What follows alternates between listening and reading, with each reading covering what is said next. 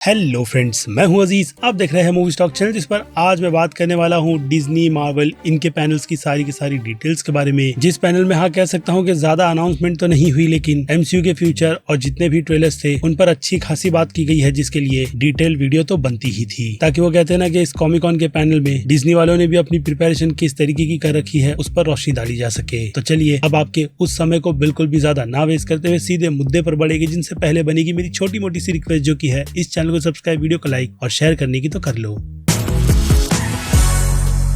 So friends, पूरे comic cone के panel में जितनी रिस्ट्रिक्शन लगाई गई थी फोन को बिल्कुल भी ना यूज करने की, उन सब पर डिज्नी वालों की तरफ से पूरी छूट दे दी गई। और इसे कहते हैं अच्छी और काफी तगड़ी सी मार्केटिंग अपने प्रोजेक्ट को लेकर, जिस पर फुटेजेस और इंटरव्यू के चलते लोगों को भी पता चलेगा कि उस इवेंट में क्या किया गया है, जो परमिशन बाकी स्टूडियोज ने बिल्कुल भी नहीं दी थी। और हाँ, यहाँ पर भी डिज्नी ने फुटेजेस रिकॉर्ड करने से मना किया था, लेकिन इंटरव्यू के सारे सेक्शन को लोगों के लिए पब्लिश कर दिया गया, जिसके बाद उनके स्लेट्स की ये इमेज इंटरनेट पर बहुत ज्यादा सर्कुलेट होने लगी कि उनके पास अपनी प्रेजेंटेशन में साल 2025 के लिए कौन कौन से प्रोजेक्ट्स हैं, जिस पर बढ़ते हुए उनकी तरफ से लीलो एंड स्टिच का ट्रेलर निकाला गया, जिस पर मैं ज्यादा बात ना ही करूँ तो अच्छा रहेगा, क्योंकि ऑलरेडी इस फिल्म की हाइप फैंस के बीच अच्छी खासी बनी हुई है। और इसके अलावा फ्रीकियर फ्राइडे को लेकर मेरी जो पहले पार्ट को लेकर के अच्छी यादें हैं, उसे इसके सीक्वल को देख करके मैं बर्बाद तो करना नहीं चाहूंगा, क्योंकि ट्रेलर ने मुझे बिल्कुल भी इम्प्रेस नहीं किया है। बाकी आपका मुझे पता नहीं। और फिर इसके अलावा रेमी मलिक की दी मेट्रो का ट्रेलर भी आपको ऑनलाइन देखने मिल जाएगा। तो इसके अलावा दी रोजेस का फर्स्ट लुक, जिसमें बेनेडिक्ट कम्बरबैच के साथ साथ ओलिविया कॉलमैन है, वो भी आपको स्क्रीन पर नजर आ रहा होगा। बाकी ट्रेलर डिस्क्रिप्शन के साथ बताया गया था, जिसमें फिलहाल जैसे मैंने कहा मैं इंटरेस्टेड नहीं हूँ। और ऐसा ही एक प्रोजेक्ट इला मैकक्ले का है, जिनसे हटकर अब अगर ट्रॉन एरिस की बात करूँ तो इसके अच्छे खासे ट्रेलर को लोगों के सामने रिवील किया गया, जो कि बाय द वे अब शायद इस वीडियो के अपलोड करने से पहले आपको देखने के लिए मिल भी गया होगा। इसलिए उसकी डिटेल को मैंने पूरी तरीके से स्किप कर दिया, जिस फिल्म के लिए बाय द वे मैं क्या सभी फैंस बहुत ज्यादा एक्साइटेड है कि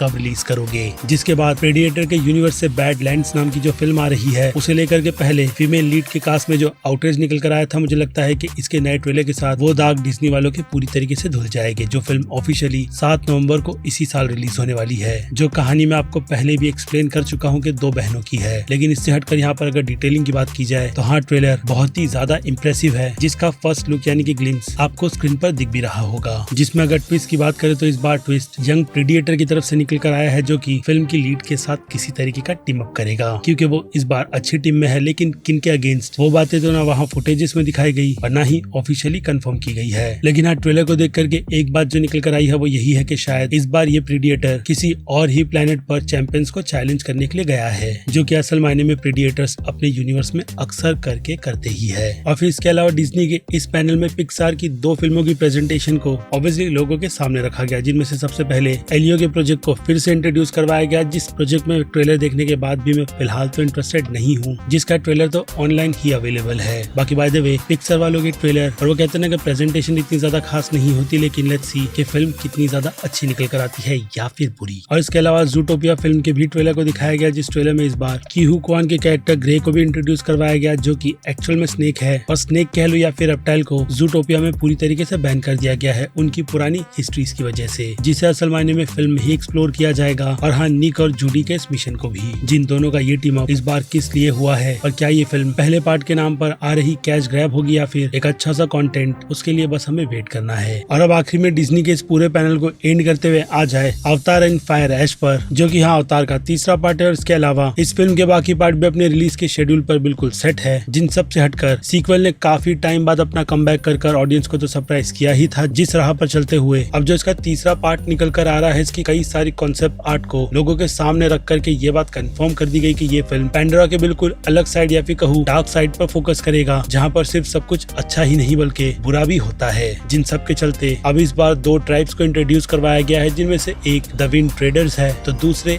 ऐश पीपल। हालांकि कॉन्सेप्ट अवतार द लास्ट एयरबेंडर से बहुत ज्यादा मिलता जुलता है, लेकिन खैर वहाँ पर इस फिल्म की एक्चुअल ग्लिम्स दिखाई गई, जिसे देखने के बाद का एक्सपीरियंस लोगों का मानो कुछ इस तरीके का था कि जेम्स कैमरॉन ने फिर से इस टेक्नोलॉजी को नेक्स्ट लेवल वो कैसे अचीव करते हैं वो पा लिया है। और ये भी बात दिमाग में रखी है कि लोगों को तीसरे पार्ट से इस बार अलग क्या दिखाया जा सकता है, और शुरुआत ही आसमान में चल रही उस फुटेज के अकॉर्डिंग बैटल को दिखा करके की गई है, जहाँ पर सब कुछ सही जाता है लेकिन एश पीपल के एंटर करते ही सारी सिचुएशन और केओस क्रिएट हो जाता है, जो बाय द वे 3D में बहुत ही हाई फ्रेम यानी कि 48 फ्रेम्स की क्वालिटी के साथ दिखाए गए, जिसमें उन एयरविंडर्स के जेलीफिश के आकार की शिप की भी बात की गई, जिनकी अगेन डिटेलिंग माइंड ब्लोइंग है, और सीजी तो टॉप नॉच है ही। जिनमें से एश पीपल में से विलेन फिगर की भी बात की गई, जो दिखने में बहुत ज्यादा स्कैरी है। और हाँ, स्क्रीन पर आपको उस कैरेक्टर का लुक दूर से ही सही लेकिन नजर तो आता ही है कि फिल्म में किस तरीके का होगा, लेकिन फिर से कहूंगा कि यहाँ पर डिटेलिंग की बहुत ज्यादा बारीकी पर ध्यान दिया गया है, ताकि स्क्रीन पर यह फिल्म पहले से भी और भी काफी ज्यादा खूबसूरत लगे। बाकी सिचुएशन की बात की जाए तो जेक और नेथ्री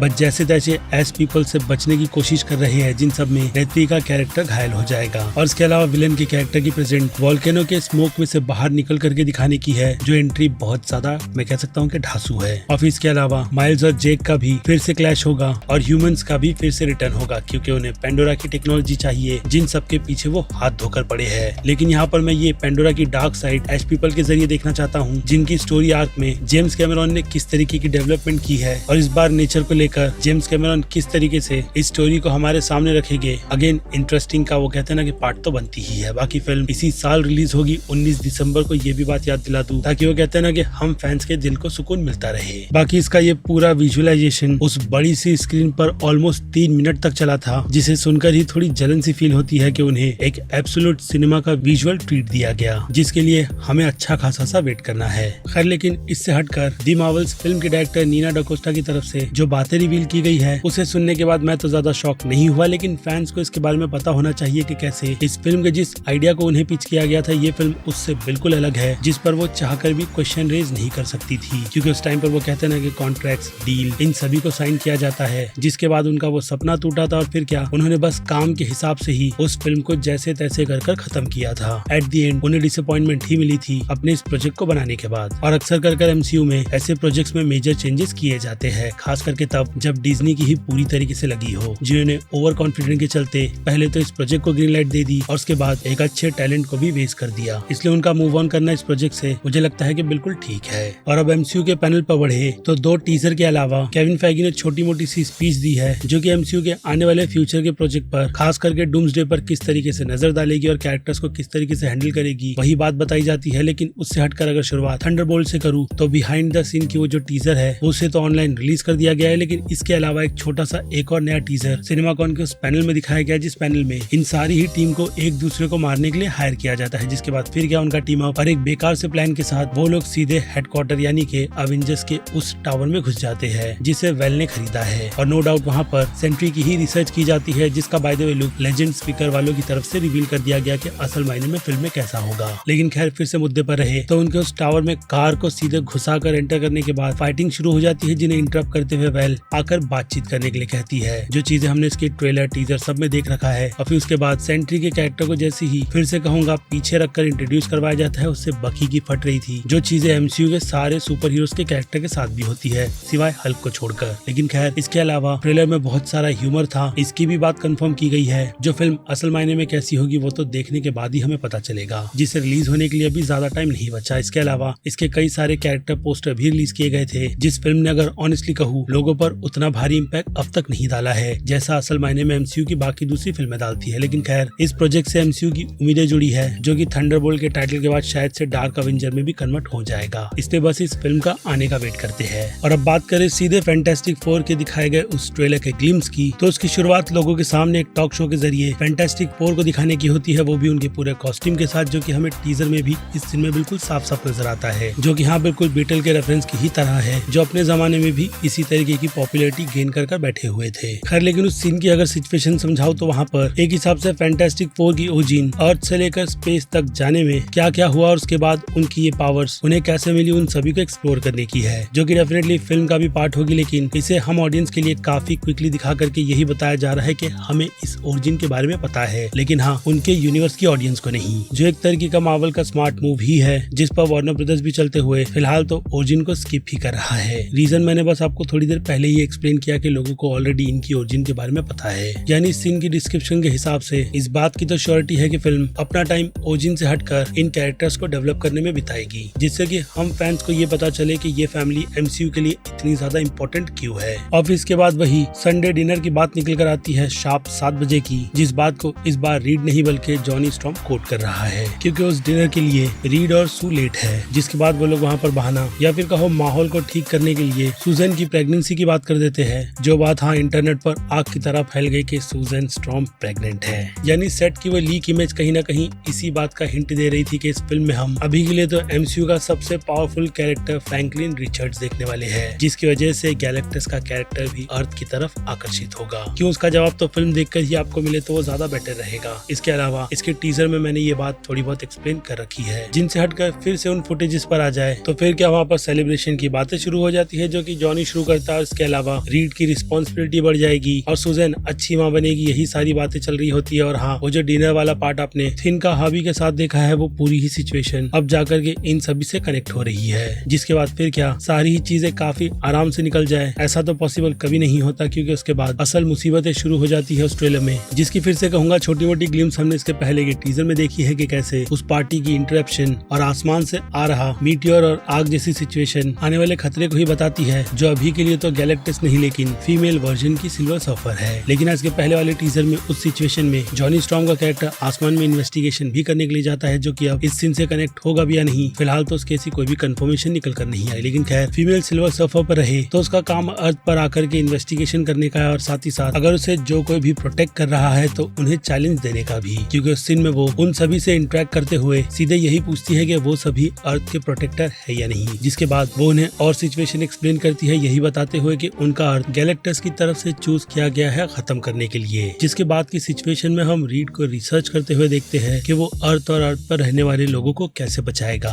जिस बात को लेकर के मैं थोड़ा सा कंफ्यूज इसलिए हूँ क्योंकि इस मल्टीवर्स के कॉन्सेप्ट में अगर अर्थ खत्म होगा, यानी फैंटास्टिक 4 की टाइमलाइन वाला अर्थ, तो फिर ऐसे में तो यूनिवर्स भी खत्म होगा, जिसका फिलहाल तो क्वेश्चन ऐसे ही रेज रहेगा, जो कि MCU की फिल्मों को देख करके होता ही है। यानी जब तक फिल्म नहीं आएगी तब तक हमें हमारे सवालों के जवाब नहीं मिलेंगे। खैर, लेकिन उसके अलावा आम लोग रीड से सिचुएशन भी पूछते हैं क्या वो उन्हें बचाएगा, जिसके रिप्लाई में रीड कंफ्यूज तो है ही, जो वहाँ पर उन्हें कहता है कि उसे भी नहीं पता। जिस सिचुएशन को एक्सप्लेन करने के लिए वहाँ पर प्रेस कॉन्फ्रेंस रखी गई है, जो कि अगेन इसी बात को साफ कर देता है कि यहाँ के लोग रीड रिचर्ड्स और उसकी पूरी ही फैमिली पर बहुत ज्यादा भरोसा करते हैं, जो फैमिली पावर्स मिलने के पहले भी इसी तरीके की सेलिब्रिटी ट्रीटमेंट पाती है। यानी इस फिल्म को बहुत सारी चीजों को एक्सप्लेन करना होगा अपने बिल्कुल परफेक्ट से रन टाइम में, जिसकी कहानी भी आई होप के राइटर ने काफी ज्यादा तगड़ी ही लिखी होगी, तभी जाकर MCU की तरफ से इस फिल्म पर सारी ही बैटिंग खेली जा रही है। जिस सिचुएशन में DC भी सुपरमैन फिल्म को लेकर के फंसा है, और फिर उसके बाद गैलेक्टस की वही परछाई वाला अपीयरेंस उस सीन में और भी 4 चांद लगाता है। और हाँ, फीमेल सिल्वर सर्फर के लुक को लेकर के भी बहुत ज्यादा तारीफें की जा रही है, जिसकी डायलॉग डिलीवरी में भी मैं कह सकता हूँ कि आवाज को थोड़ा भारी किया गया है। बाकी अगर आप कॉमिक बुक फैन हो तो आपको फीमेल सिल्वर सर्फर के इस वर्जन से बिल्कुल भी प्रॉब्लम नहीं होनी चाहिए, बाकी अगर हो रही है तो आपका कुछ हो नहीं सकता। खैर, लेकिन उससे हटकर वो फीमेल सिल्वर सर्फर उन्हें वार्निंग देती है कि उनके पास वक्त बहुत कम है, जिन्हें उनसे लड़ते हुए किसी न किसी तरीके का रास्ता निकालना ही होगा। और अगेन कहूंगा कि सेट इमेजेस में दूर से ही सही ऐसी एक सिचुएशन नजर आई थी, जिस पर अगेन जब तक ये ट्रेलर नहीं निकल कर आता मैं ज्यादा डिटेल में बात नहीं करूंगा। लेकिन हाँ, पूरी सिचुएशन फ्रैंकलिन पर ही आकर रुकती है, जिसमें अब इतनी बड़ी रिस्पॉन्सिबिलिटी आ जाने के बाद रीड ऐसे ही हाथ पर हाथ धरा बैठा नहीं रहेगा। जो सारे ही मोमेंट काफी प्रॉमिसिंग के साथ दिखाए जाते हैं कि रीड इस सिचुएशन से बाहर निकलने के लिए कुछ ना कुछ तो कर ही रहा है। और फिर क्या, इसकी पूरी रिस्पॉन्सिबिलिटी लेते हुए रीड यही कहता है कि हीरोज का काम ही यहाँ के लोगों को प्रोटेक्ट करने का है, इसलिए किसी न किसी तरीके का तो रास्ता निकल ही आएगा, जिसके लिए हो सकता है कि उनके उस प्लेनेट को डिस्ट्रॉय कर दिया जाए। जो कि यूनिवर्स के लिए हमने देखा था कि डॉक्टर स्ट्रेंज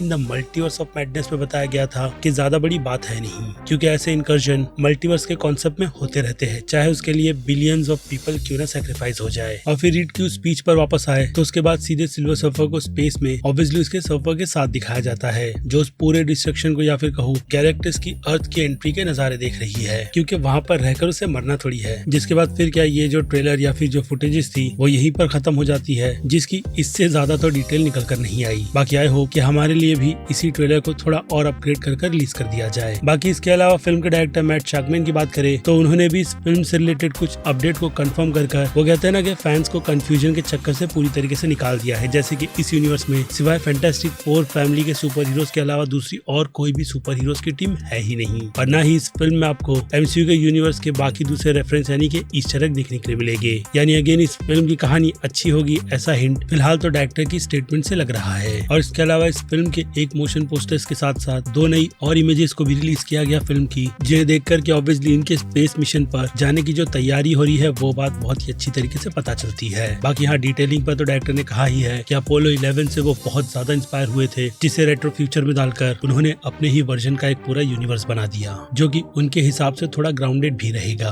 और इसके अलावा इस फिल्म की चल रही है क्रेजी थियरी की बात करूँ तो जॉन मेल्कोविच को लेकर जो रेड गोस्ट का नाम निकल कर आया था, असल में इस थियरी के अकॉर्डिंग वो इसका बिल्कुल उल्टा है। जिसे ऊपरी तौर पर अगर टच करूँ तो थियरी में कहा यही जा रहा है कि वो इस फिल्म में रीड रिचर्ड या फिर फ्रैंकलिन के ओल्डर वर्जन के कैरेक्टर का रोल प्ले कर रहे हैं, जो कि फिल्म में अपने यंगर वर्जन को वॉर्न करने के लिए आएगा। जिस बात में कितनी सच्चाई है फिलहाल तो मैं उसकी डिटेल में नहीं जाऊंगा। जिसके बाद केविन फाइगी की जूम मीटिंग की बात की जाए, जी हाँ, केविन फाइगी फिलहाल तो सिनेमाकॉन के उस पैनल में अवेलेबल नहीं थे, जिन्होंने डूम्सडे के सेट से ही लोगों को मैसेज देते हुए कई सारी बातों का खुलासा किया है, जो कि ऑब्वियसली उन चैट से रिलेटेड है, जिसकी लंबी चौड़ी लाइव स्ट्रीमिंग में कई सारे नाम तो रिवील किए गए और साथ ही साथ ओरिजिनल एक्समैन भी, जिनके लिए सारे पुराने ओजी कैरेक्टर्स का एमसीयू के यूनिवर्स से फिलहाल तो अभी के लिए किनारा कर दिया गया है। लेकिन इस पर जो रॉबर्ट डॉनी जूनियर ने भी कंफर्म करके बताया था कि और कास्टिंग की अनाउंसमेंट की जाएगी, तो उस पर भी पक्की मोहर केविन फैगी ने लगाते हुए यही कहा है कि और भी कास्टिंग हमें आने वाले फ्यूचर में इस फिल्म से रिलेटेड बताई जाएगी। जिसकी अब अगर छोटी मोटी रिपोर्ट्स पर बात की जाए तो हॉलीवुड रिपोर्टर वालों की तरफ से कंफर्म एक नाम पैगी कार्टर यानी कि हेली एटविल के कैरेक्टर का किया गया है, जो सिर्फ डूम्सडे में ही नहीं बल्कि सीक्रेट वॉर में भी हमें नजर आने वाली है। और इसके अलावा जूलिया लुइस यानी कि वेल का कैरेक्टर एमसीयू में रिटर्न करेगा भी या नहीं, उस पर फैंडेंगो वाले के इंटरव्यू में इस बातों पर चर्चा की जा रही थी, जिसे लेकर उनकी बातों का हिंट तो ऐसा ही लग रहा है कि शायद से वो फ्यूचर में हमें छोटा मोटा रोल करते हुए तो नजर आएगी ही, क्योंकि आफ्टर ऑल वो अब एमसीयू के इस यूनिवर्स की फीमेल वर्जन की निक फ्यूरी है। और फिर इसके अलावा नाइट क्लवर यानी कि एलन कमिंग ने भी खुद के मेकअप टेस्ट की कंफर्मेशन कर दी है कि वो अपनी फिल्मिंग 6 अप्रैल से जल्द ही शुरू करने वाले हैं। तो वहीं दूसरी तरफ ऑस्कर आइजक को भी लेकर के रूमर यही है कि शायद से वो भी हमें डूम्सडे फिल्म में नजर आएंगे, क्योंकि जापान में रिसेंटली स्टार वॉर्स की सेलिब्रेशन होने वाली थी, जिस सेलिब्रेशन को ऑस्कर आइजक अपने शेड्यूल के चलते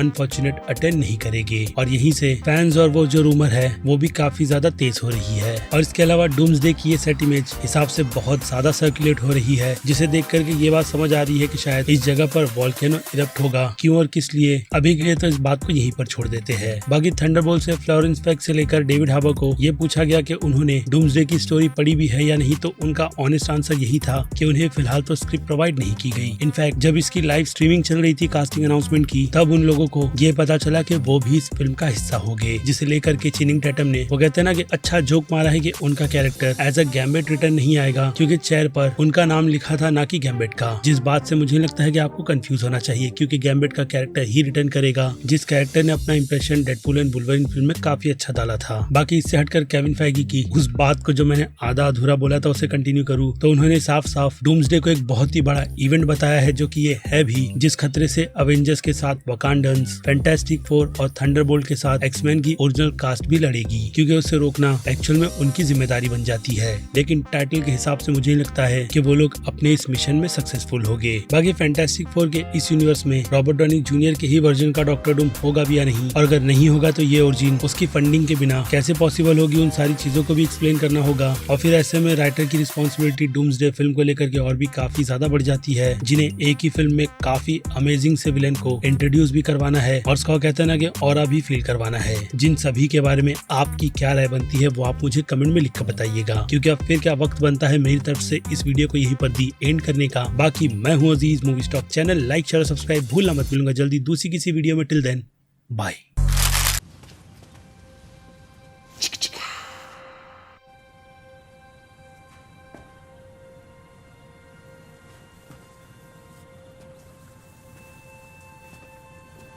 You're still here. It's over. Go home.